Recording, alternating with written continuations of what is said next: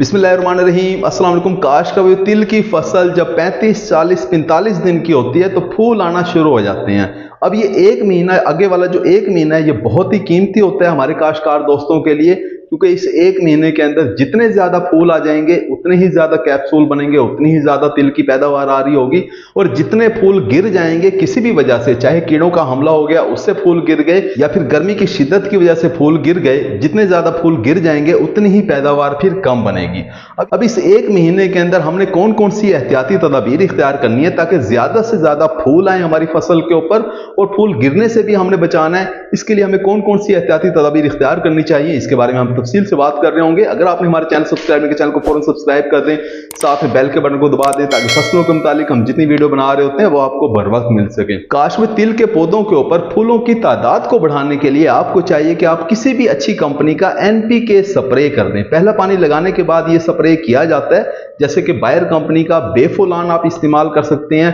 ये अगर आप इस्तेमाल करते हैं तो तिल के खेत के अंदर फूलों की तादाद बढ़ जाती है। इसी तरह से साइबान कंपनी का वाइटल आप इस्तेमाल कर सकते हैं। इसके अलावा किसी भी अच्छी कंपनी का अच्छा सा NPK अगर आप तिल की फसल के ऊपर स्प्रे कर देते हैं तो तिल के पौधों के ऊपर फूलों की तादाद बढ़ जाती है। काशो इन दिनों के अंदर क्योंकि गर्मी बहुत ज्यादा होती है तो गर्मी की शिद्दत की वजह से हमारे तिल के पौधों के फूल गिर रहे होते हैं। आपको चाहिए कि जब हमारी तिल की फसल फूलों की स्टेज के ऊपर हो, जब फूल ज्यादा से ज्यादा निकाल रही हो, तो खेत को सोखा ना आने दें। 15 से 20 दिन के बाद अगर बारिश नहीं हुई तो तिल के खेत को पानी लाजमी लगा दें। इसके साथ ही अगर आप कोई अच्छा सा अमाइनो एसिड स्प्रे कर देते हैं तो तिल का खेत, तिल के पौधे गर्मी की शिद्दत से बच जाते हैं। जैसे कि सिंजेंटा कंपनी का ईजा बयान आप इस्तेमाल कर सकते हैं। जाफर बिरादर का टेकमेंट मैक्स जो है वो भी एक बहुत अच्छा अमाइनो एसिड है। इसके अलावा किसी भी कंपनी का अच्छा सा अमाइनो एसिड अगर आप स्प्रे करते हैं तो तिल की फसल गर्मी की शिद्दत से बच जाती है।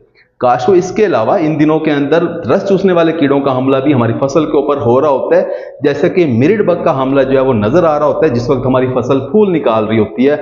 आपको चाहिए कि जब मिरिड बग का हमला आपको नजर आए तो फौरन इसका स्प्रे भी कर दें। अगर आप स्प्रे नहीं करते तो पौधे कमजोर हो जाते हैं, फूल गिराना शुरू कर देते हैं, आपकी पैदावार कम हो जाती है। मिरिड बग को कंट्रोल करने के लिए आप किसी भी कंपनी का क्लोथिनाडीन 200 मिलीलीटर फी एकड़ के हिसाब से अगर आप स्प्रे कराते हैं तो मिरिड बग आपके खेत के अंदर कंट्रोल हो जाता है। लेकिन ये एक स्प्रे से कंट्रोल नहीं होता, 8 दिन के बाद आपको स्प्रे रिपीट भी करना पड़ता है। उम्मीद है कि वीडियो आपको समझ आ गई होगी और इस तरीके से फूलों की तादाद को बढ़ा के साथ में गिरते फूलों को रोक के आप तिल की अच्छी पैदावार लेने में कामयाब हो जाएंगे। अपना ख्याल रखिएगा। अल्लाह हाफिज।